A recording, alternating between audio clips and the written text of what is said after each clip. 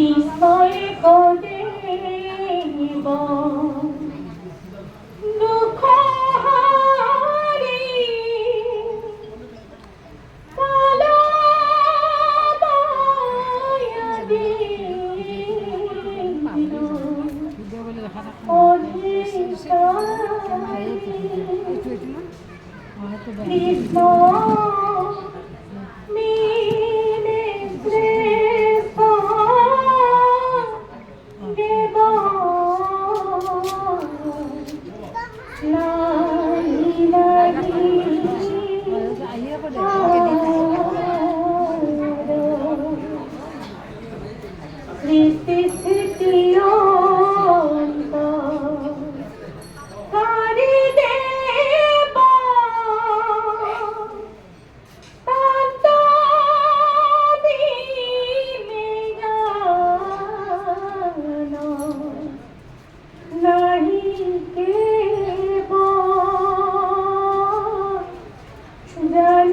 কৃষ্ণ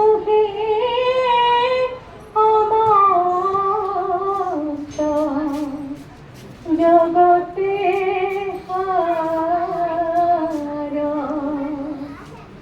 রাম জানিবা বিষ্ণু হে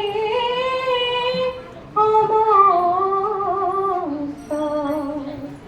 জগতে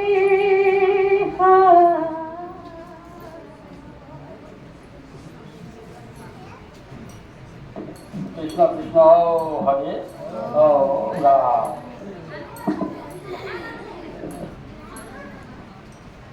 শ্রীমন্ত শংকৰদেৱ সংঘৰ গুৱাহাটী মহানগৰী জিলা শাখাৰ নাৰায়ণ দাস ঠাকুৰাকা আঞ্চলিক শাখাৰ অন্তৰ্গত জাপৰিগোট কৃষ্ণনগৰ প্ৰাথমিক শাখাৰ আজি আয়োজন কৰা 538 সংখ্যক শ্ৰী শ্ৰী মাধৱদেৱৰ আবিৰ্ভাৱ মহোৎসৱত সভাপতিৰ পদ অলংকৃত কৰা শ্ৰী তালুকদাৰ বাপজনা আজি সুদূৰ দৰং পাথৰীঘাটৰ পৰা আমাৰ মাজত উপস্থিত হোৱা আমাৰ শইকীয়া বাপজনা, আমাৰ যুৱ বক্তা ৰাজবংশী বাপ, শিশু বক্তা তালুকদাৰ বাপ আৰু বৰ্মন আইগৰাকী আজি ইয়াত উপস্থিত জিলাৰ বৰ্মন বাপজনা, আমাৰ আলোচক ঠাকুৰীয়া বাপ, ইয়াত উপস্থিত মেধি বাপ, কলিতা বাপ, সাহিত্য সংস্কৃতি শাখাৰ সভাপতি কুমুদ বৰ্মন বাপ, আমাৰ আই মাতৃ শাখাৰ সভানেত্ৰী আইগৰাকী, সম্পাদিকা আইগৰাকীকে প্ৰমুখ্য কৰি মঞ্চৰ সন্মুখত উপবিষ্ট আই বাপ বান্ধৱ তথা এই গৰমত আমাৰ নামঘৰৰ ভিতৰতো ফেনৰ তলত বহি থকা বাপ আৰু আই মাতৃ সমস্ত সবাৰে ওচৰত মই ভক্তিভৰা সেৱা নিবেদন কৰিছোঁ। আমাৰ ইমান সাহস নাই আচলতে এই মাধৱ পুৰুষজনাৰ বৰগীতৰ বিষয়ে ক'বলৈ, তথাপি আপোনাসৱৰ ওচৰত আমি মৰসাহ কৰা বুলি যে কয় মৰসাহে কৰিছোঁ, ভুল হ'লে আপোনালোকে ক্ষমিব। অসমত নৱবৈষ্ণৱ ধৰ্মৰ প্ৰৱৰ্তন কৰিছিলে আমাৰ গুৰু শ্ৰী শ্ৰী শংকৰদেৱে। আমি মাধৱদেৱৰ কথা ক'ব যোৱাৰ আগতে আমাৰ গুৰুজনৰ কথা আমি ক'বই লাগিব, কাৰণ নৱবৈষ্ণৱ ধৰ্মৰ প্ৰৱৰ্তকেই হৈছে মহাপুৰুষ শ্ৰী শ্ৰী শংকৰদেৱ। শংকৰদেৱৰ তেৰাৰ প্ৰিয় শিষ্য আছিলে শ্ৰী শ্ৰী মাধৱদেৱ মহাপুৰুষজনা। এই মহাপুৰুষ দুজনাই বিভিন্ন আখ্যান, উপাখ্যান, কাব্য, ভক্তি গ্ৰন্থমূলক যি গ্ৰন্থ লিখিছিলে তাৰ উপৰিও তেখেতসকলে এবিধ গীতো লিখিছিলে, ৰচনা কৰিছিলে, যাক আমি বৰগীত বুলি কওঁ। কিন্তু তেৰাসৱে ক'তো বৰগীত বুলি কোৱা নাছিলে, তেৰাসৱে কিন্তু গীত বুলিয়ে কৈছিলে। কাৰণ গীত বুলি কোৱা প্ৰমাণ আমি এনেদৰেই পাওঁ, যেতিয়া তেখেতে এই বৰগীতসমূহ ৰচনা কৰিছিলে। চৰিত পুথিত আছে যে গুৰুজনাই আমাৰ 12 কুৰি বৰগীত আৰু 13 কুৰি ফকৰা পদ ৰচনা কৰিছিলে। গতিকে 12 বৰগীতৰ পৰা আমি জানো যে তেখেতে 12 বৰগীত লিখিছিলে, কিন্তু আমি এই 12 বৰগীত আমি পাবলৈ নাই, কাৰণ আমাৰ বৰপেটাৰ কমলা গায়ন নামৰ এজন ভকতে তেখেতৰ গীতখিনি আওৰাবলৈ লৈ গৈছিল। এই ছটমহীয়া যেতিয়া বনপুৰা জুই লাগিছিলে তেতিয়া তেখেতৰ ঘৰটো ভস্মীভূত হৈছিলে আৰু আমাৰ গুৰুজনাৰ গীতখিনিও পুৰি গৈছিলে। তেতিয়া গুৰুজনাই খেতকৈ বোলে বৰাপু, মাধৱদেৱক তেখেতে বৰাপু বুলি মাতিছিলে। তেখেতে মহাপুৰুষ শ্ৰী শ্ৰী মাধৱদেৱক ক'লে যে বৰাপু, অনেক শ্ৰমকৈ গীতখিনি কৰিলো, পুৰিলে। তাৰমানে বহুত কষ্ট কৰি গীতখিনি লিখিছিলে, সেইখিনি পুৰিলে। গতিকে তেওঁ কৈছিলে যে গীত কিছু কৰা, আমি আৰু নকৰোঁ।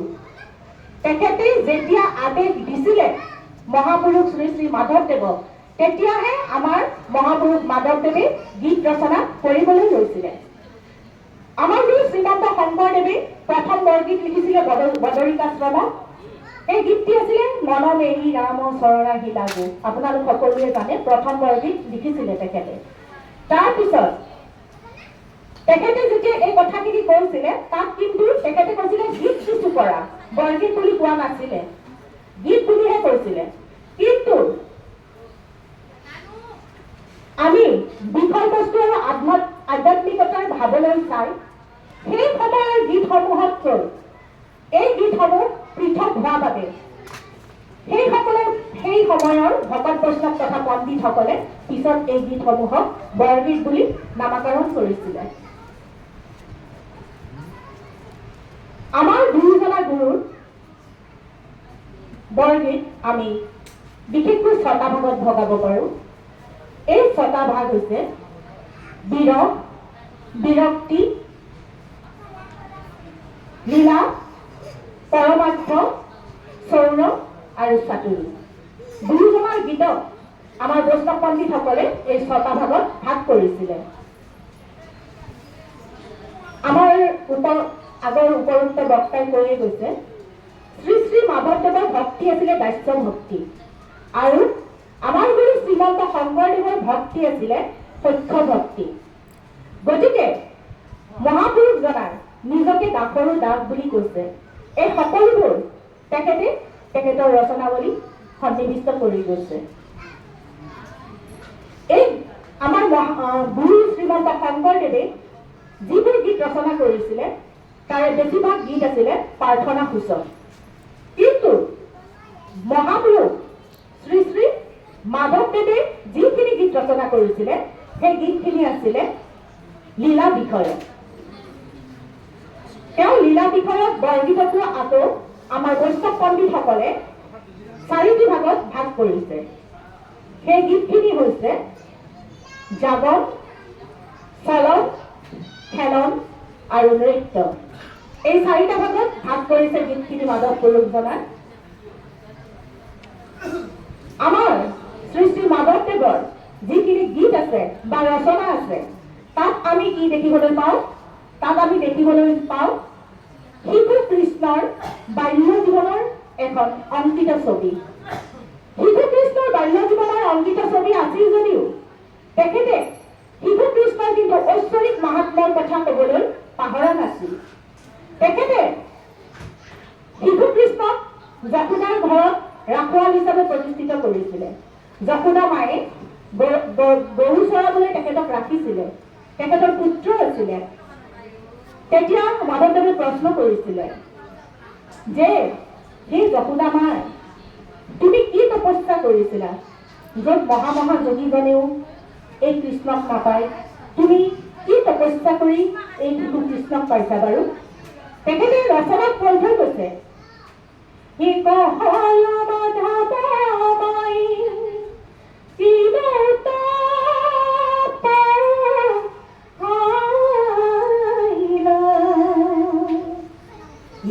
জগতপতি হৰি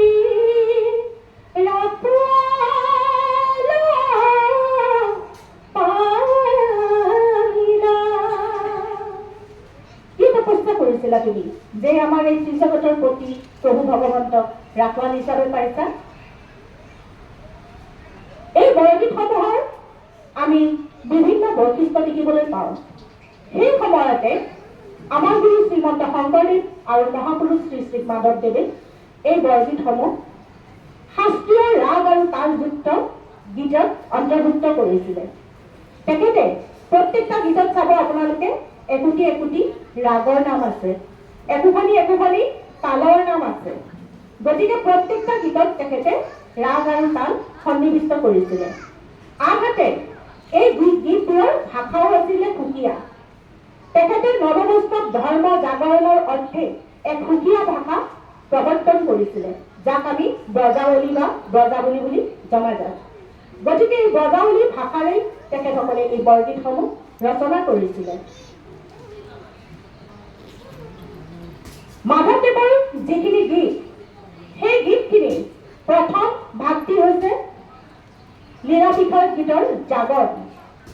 আপোনালোকে জানে জাগন মানে হৈছে যেতিয়া শিশু কৃষ্ণ শুই থাকে তেতিয়া মাতৃ যশোদাই ৰাতিপুৱা জগাই দিয়ে। জাগন মানে জগাই দিয়ে। সেই জগাই তোলা যিখিনি গীত আছে মাধৱ পুৰুষৰ, সেইখিনিক বৈষ্ণৱ পণ্ডিতসকলে জাগন বুলি কৈছে। আৰু এটি কথা, এই গীতবোৰক আমাৰ সাহিত্যিকসকলে বিভিন্ন ধৰণে নামাকৰণ কৰিছে। আমাৰ সাহিত্যিক কালিৰাম মেধিয়ে এই গীতখিনিক গ্ৰেট চংছ বুলি কৈছে। আনহাতে আন এক সাহিত্যিক দেৱেন্দ্ৰনাথ বেজবৰুৱা, তেখেতে এই গীতখিনিক হলি চংছ বুলি কৈছে। যিখিনি বৰগীত আছে অৰ্থাৎ পবিত্ৰ গীত। আমি কৈছিলো যে জাগৰণৰ গীত মাতৃ যশোদাই জগাই দিয়ে। মহাপুৰুষ শ্ৰী শ্ৰী মাধৱদেৱে তেওঁৰ গীতত এই জাগৰণৰ গীত বিভিন্ন গীত সন্নিৱিষ্ট কৰিছে। তাৰে এটি বিখ্যাত গীত আপোনালোকে সকলোৱে গায়, জানে আপোনালোকে। ৰাতিপুৱাই যেতিয়া কৃষ্ণ শুই থাকে তেতিয়া জগাই দিয়ে। এই গীতটি হৈছে তেজৰে কমলাপতি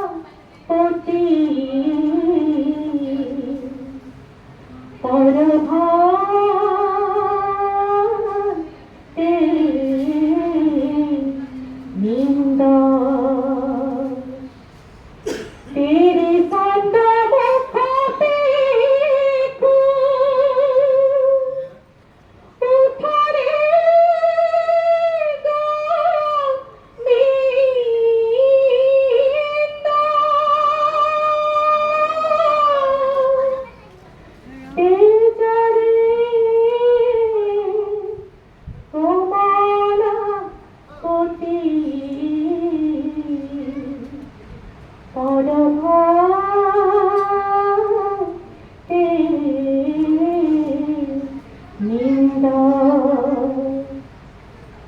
আৰু এটি আপোনালোকে প্ৰসংগত সদায় গায়, সেইটো জানে।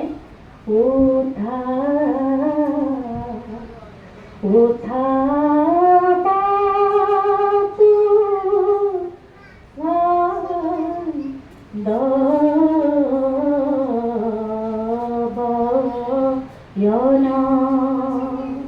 গতিকে এনেদৰে আৰু বিভিন্ন গীত আছে যিবোৰ আমি জাগৰণৰ গীত বুলি কওঁ। তাৰপিছত আহিলে মাধৱ পুৰুষজনাৰ আন এটি গীতৰ ভাগ, সেইটো হৈছে চলন। চলনৰ গীতসমূহ জানে আপোনালোকে সকলোৱে। যেতিয়া শিশু কৃষ্ণই সখীসমূহক লৈ বৃন্দাবনলৈ ধেনু চৰাবলৈ গৈছিল, সেই গীতসমূহক চলনৰ গীত বুলি কোৱা হয়। গতিকে চলনৰ গীতসমূহ তেখেতে বহুতকেইটা চলনৰ গীত তেখেতৰ বৰগীতত সন্নিৱিষ্ট কৰিছে। এই আটাইখিনি ক'বলৈ গ'লে আজি দিনে ৰাতিও শেষ নহ'ব। গতিকে মই সাধাৰণ এটি অলপ সৰু কৈ গৈছো। ইতিমধ্যে আইসকলৰ চাগে খঙো উঠিছে, তাতে কলমলাইছে আৰু আছেই, তাৰমানে অন্ন হৈছেই চাগে। গতিকে বেছি নকওঁ, অলপ মই কৈ যাম। যদি কষ্ট পায় অলপ সময় চলিব আইসকল। গতিকে চলনৰ গীত এটি বিখ্যাত গীত, আপোনালোকে জানে, সকলোৱে গায়। ভাতে শ্যামকালু দেইলো অঙ্গে বঙ্গে ৰাধি সানে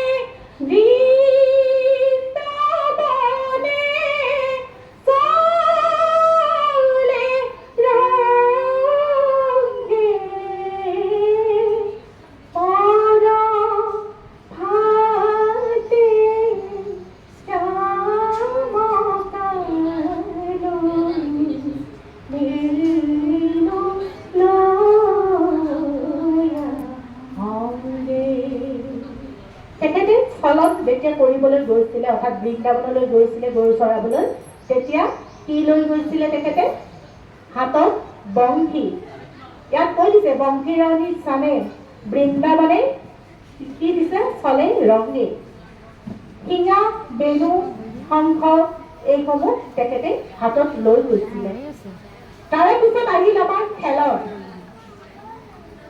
গৰু চৰাবলৈ গ'লেইতো নহ'ব বাল্য কৃষ্ণ এটি মন থাকে খেলিবৰ মন যায় ইয়াতে দেখিছে শিশুসকলে তেখেতসকলে কিমান খেলিব মন যায় লগ পালেই খেলিব মন যায় গতিকে যিহেতু মাধৱ পুৰুষে এজন কি কৰিছে মানৱ শিশুৰ নিচিনাকৈ তেখেতে প্ৰতিষ্ঠা কৰিছে শিশু কৃষ্ণক সৰু কৃষ্ণক কিন্তু তেখেতৰ ঐশ্বৰিক মহিমাৰ কথাও কৈছে সেই খেলনৰ গীতবোৰ আমি দেখো তেখেতে ৰচনা কৰিছে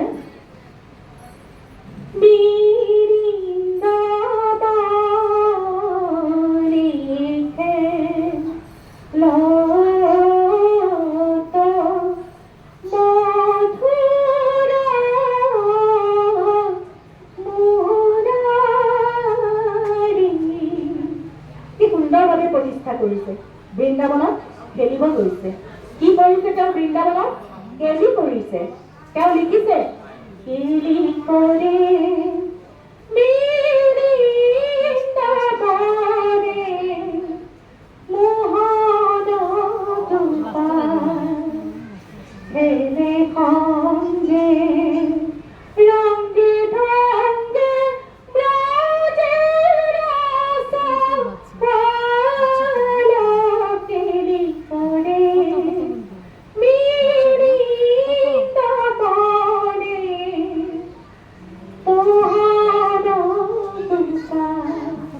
আনহাতে বৃন্দাবনত কি কৰিছে বিভিন্ন খেলা খেলিছে কি খেলিছে মাধৱদেৱে তাকো তেখেতৰ গীতত সন্নিৱিষ্ট কৰিছে তেখেতে কৈছে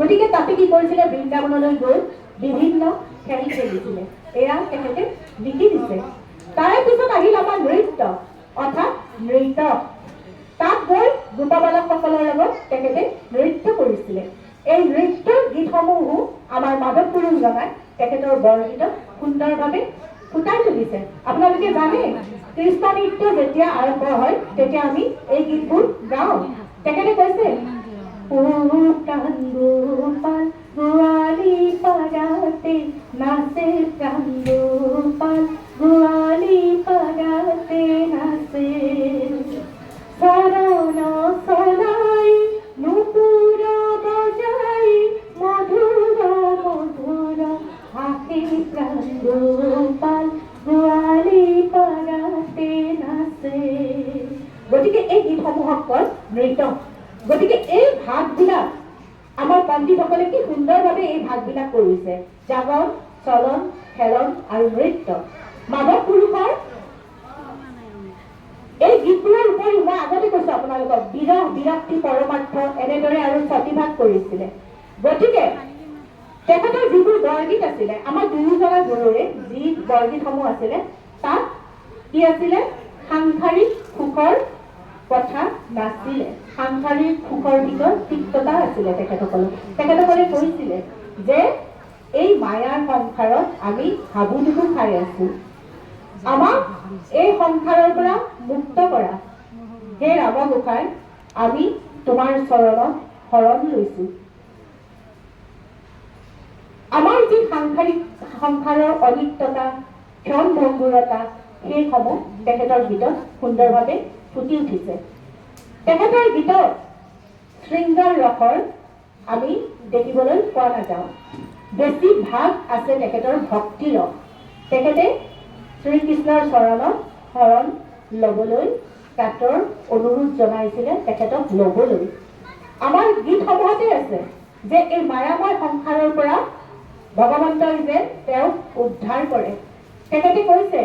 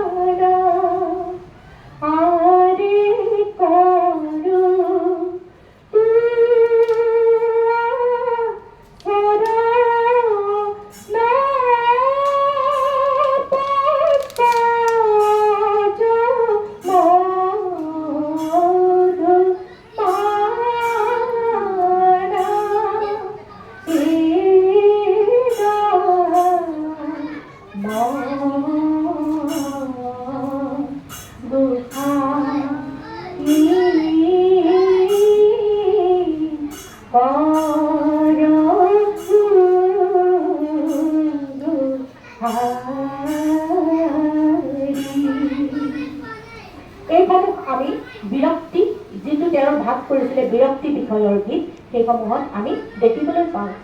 আনহাতে যেতিয়া এই অনিত্যতা আৰু ক্ষণ মংগলতাত সংসাৰৰ মায়াময় জীৱনত বিৰহ আৰু বিৰক্তি আহে তেতিয়া কি হয় পৰমাৰ্থ ভাৱৰ উদয় হয়। যেতিয়া পৰমাৰ্থ ভাৱ জাগে তেতিয়া তেখেতে কয় যে হে প্ৰভু আমাক ইয়াৰ পৰা তৰণ কৰা, মানে তাৰিও যদুমণি। আমি এই ভৱসিন্ধু সাগৰত আমি নাজানি পেলাই ইয়াত ডুব যাই আছো। গতিকে সেয়েহে এতিয়া আমি গম পাইছো এই সংসাৰৰ কিমান দুখ কিমান জ্বালা। গতিকে তোমালোকে কি কৰা, তুমি মোক তোমাৰ চৰণত শৰণ দিয়া। তেখেতে পৰমাৰ্থৰ গানত কৈছে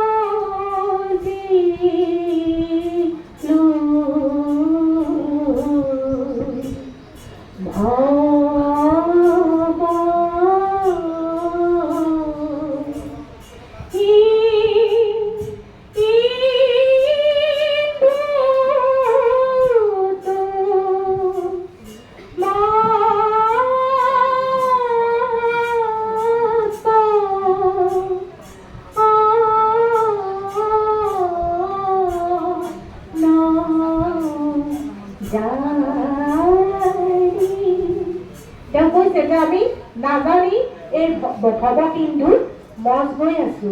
গতিকে জানি শুনি তেওঁ কি কৈছে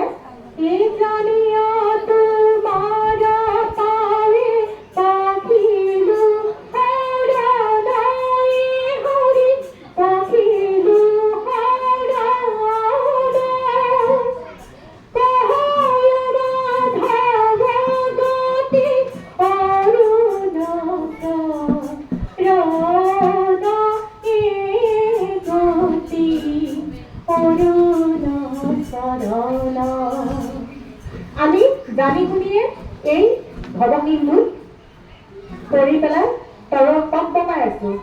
আমি ক'তো একো মানে উঠিব নোৱাৰো নামিব নোৱাৰো এনেকুৱা অৱস্থা হৈ আছে। আমাৰ এই যে ইয়াত ভাষণ দি আছো চব পাহৰি আছো।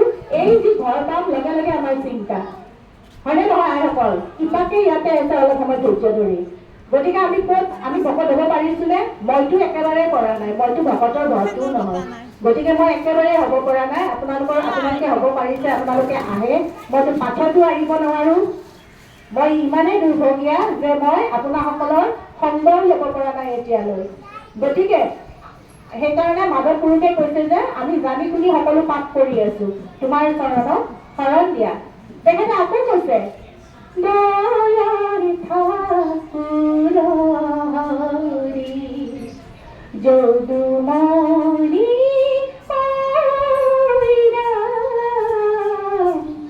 অধনে তোমাকে।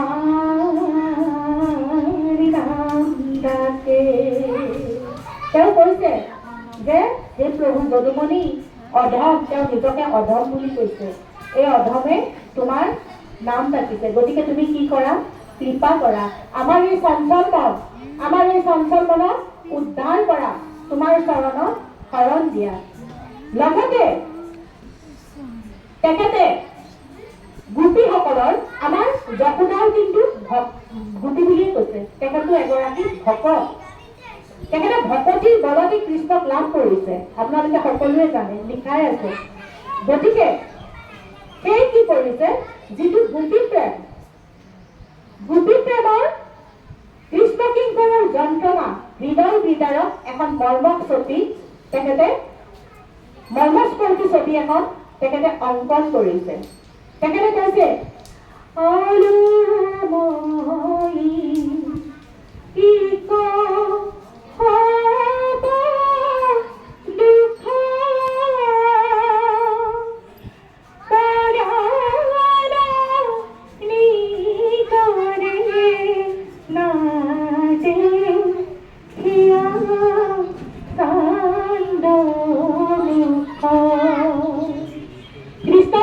নিজকে চন্দ্ৰৰ লগত তুলনা কৰিছে তেখেতে, যে তোমাৰ এই মুখখন নেদেখি আমাৰ পৰাণৰ পৰা চকুলো ওলাইছে, চকুলো নিগৰি আহিছে, তুমি কলৈ গলা? আমি দুখত আছো। গতিকে গোপীৰ যি বিৰহ বেদনাৰ এখন মৰ্মস্পৰ্শী ছবি আছে, তেখেতৰ বৰগীতত তুলি ধৰিছে। আনহাতে মাধৱ পুৰুষ জনাই আমাৰ দেশখনকো যথেষ্ট ভাল পাইছিলে, ভাৰতবৰ্ষ। তেখেতৰ গীতত কিন্তু ভাৰতবৰ্ষৰ নামো উল্লেখ আছে। তেখেতে কৈছিলে যে এই ভাৰতবৰ্ষত মনুষ্য জনম ধৰি ৰামক ভজনা নকৰা তোমালোক এতিয়াও ভগৱন্তৰ সুমতি দিয়া নাই। তোমালোকে এই ভাৰতক মানৱিক তনু হিচাপে জন্ম পাইছা, কিন্তু তথাপিতো তোমালোকৰ দৃষ্টি মুকলি হোৱা নাই। সময় থাকোঁতে তোমালোকে শৰণ লোৱা। তেখেতে কৈ গৈছে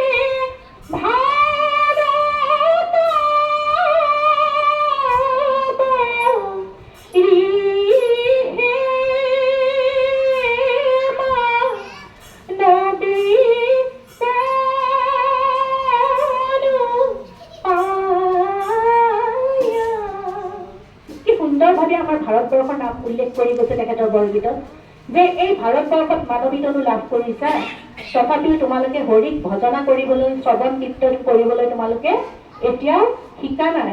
সময় থাকোঁতে তোমালোকে হৰি চৰণত শৰণ লোৱা। তেখেতে কি কৰিছে? আমাৰ শিশু কৃষ্ণৰ মন্ত্ৰমুগ্ধ কৰা এটি ৰূপ অংকন কৰিছে। তেখেতে কৈছে গলে গজমতি লৈছিলে, পিতবসন ধাৰণ কৰিছিলে, মানে পিতবসন মানে হালধীয়া বস্ত্ৰ। গতিকে শ্যাম কানু বুলি কয়, সেই শ্যাম কানুৱে পিতবসন গ্ৰহণ কৰিছিলে। এই মন্ত্ৰমুগ্ধ কৰা আমাৰ কানাই এটি ৰূপ তেখেতৰ বৰগীতত সন্নিৱিষ্ট কৰিছিলে। তেখেতে কৈছিলে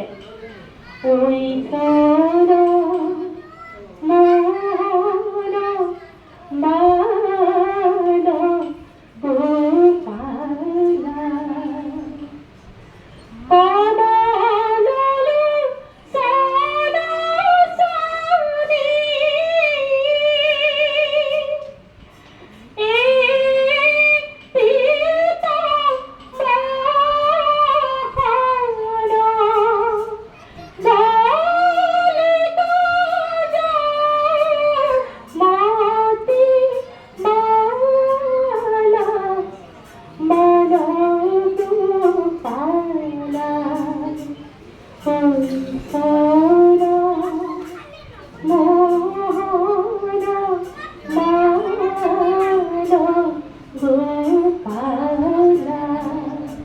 বালগোপাল কেনেকুৱা আছিলে, কি সুন্দৰ ৰূপ আছিলে। তেখেতে কৈ গৈছে, কানাৰ এই পদুম ফুলখন মুখখন দেখিলে কি হৈ যায়, চকুযোৰ জোৰ পৰি যায়। তেওঁৰ সৌন্দৰ্যই কৌটি চন্দ্ৰকো তেৰ পেলাই বুলি তেখেতে উল্লেখ কৰিছে। লগতে তেখেতে কৈছে,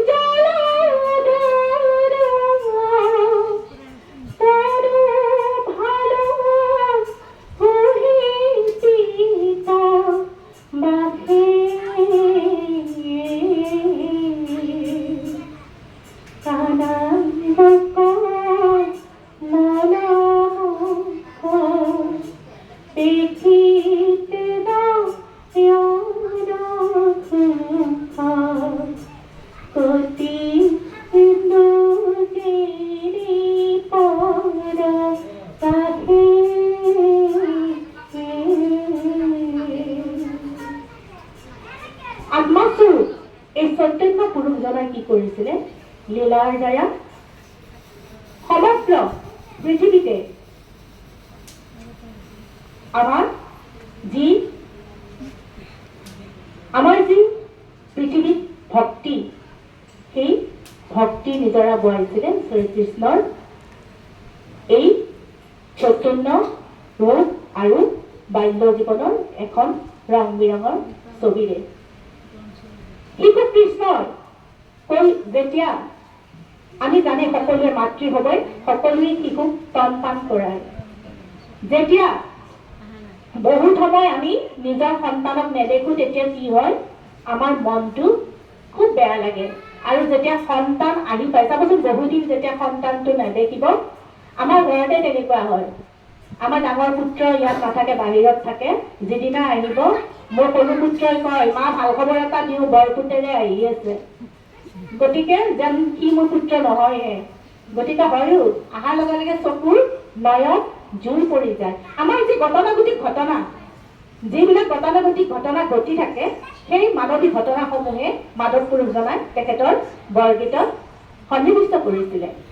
যশোমতীৰ ঠিক তেনেদৰে কি হয়, যশোৱা মাই কৃষ্ণক বহুত দেৰি নেদেখিলে, যেতিয়া তেওঁ দেখিব তেতিয়া তেখেতৰ নয়ন জোৰ পৰি যায়।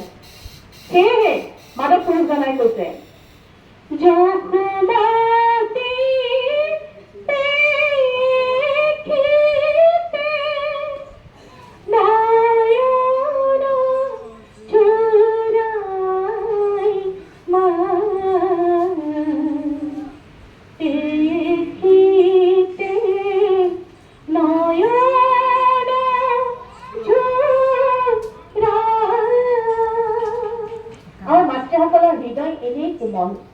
হয়নে নহয় আইসকল? গতিকে এই মাতৃসকলে যেতিয়া পুত্ৰক বহুত সময় নেদেখে, দৰকাৰ হলে মাতৃগৰাকী 10টা সন্তানেই হয়, তাৰে এটি সন্তান নহলেও আমাৰ মাতৃসকলৰ কি অৱস্থা হয় আমি মাতৃবিলাকেহে গম পাওঁ। গতিকে ঠিক তেনেদৰে যশোদাৰো তেনেকুৱা হৈছিলে। আৰু বহুত গীত আছে, সৌৰভ চাতুৰীৰ জানে আপোনালোকে, অৰ্জুনক মুক্তি দিছিলে। অৰ্জুন ভঞ্জন মানে অৰ্জুন গছজোপা ভাঙি, গতিকে তেনেকুৱা ধৰণৰ লগতো চুৰ কৰিছিলে, চুৰ ধৰা পিংপৰা গুচোৱাত। গতিকে তেনেকুৱা ধৰণৰ বহুতো গীত আছে। তেওঁৰ আন এটি বিখ্যাত গীত, যেতিয়া আমাৰ গুৰু শ্ৰীমন্ত শংকৰদেৱৰ এই পৃথিৱী এৰি গুচি গৈছিলে, তেখেতে স্বইচ্ছাই দেহ ত্যাগ কৰিছিলে। তেতিয়া মাধৱ পুৰুষজনাই কৈছিলে, হে প্ৰাণনাথ, হে বন্ধু, তুমি মোক এৰি নাযাবা, তোমাৰ বিয়োগে মোৰ মন দহি পুৰি মাৰিছে। গতিকে সেই কুঁৱৰীত হে বন্ধু তোমাৰ চৰণত শৰণ লৈছো। তেওঁ একেবাৰে জহি পহি গৈছিল, তেওঁৰ অন্তৰ দহি গৈছিল, যেন একুৰা জুইহে জ্বলি আছিল অন্তৰত। তেখেতে শ্ৰীমন্ত শংকৰদেৱ মৃত্যুৰ পিছতে এটি গীত লিখিছিলে, সেইটো এটি বিখ্যাত গীত, আপোনালোকে সকলোৱে জানে।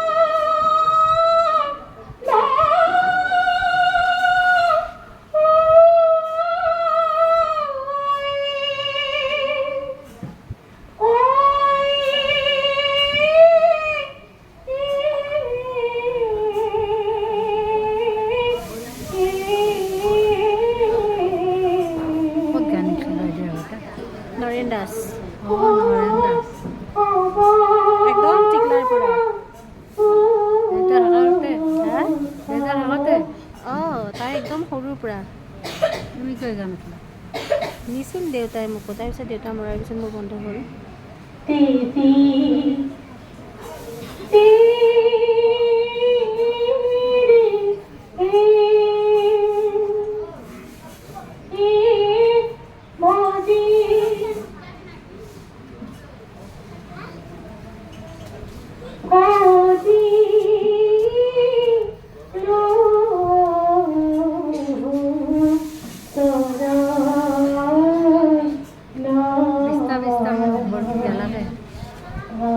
বৰগীতৰ ওপৰতে যে মুখখন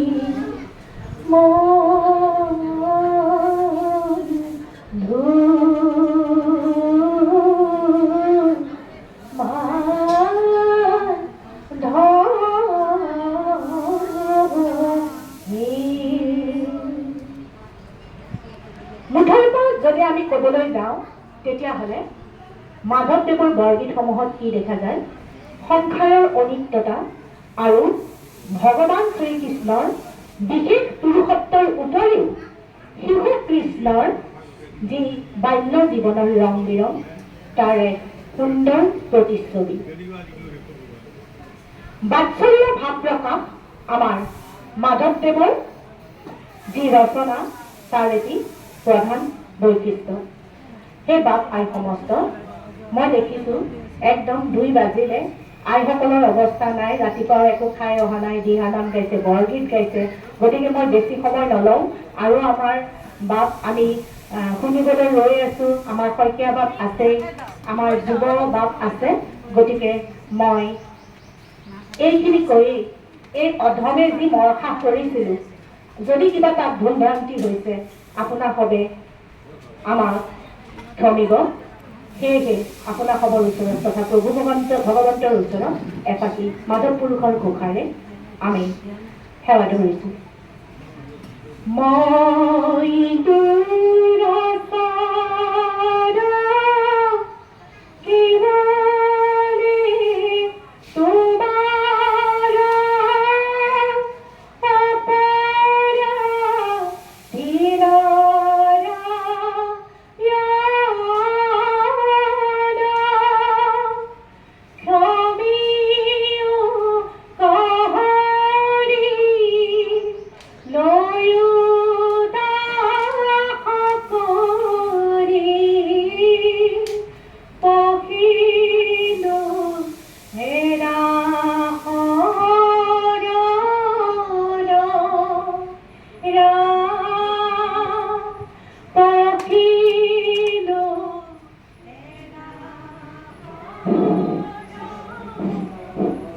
কৃষ্ণ কৃষ্ণ হৰি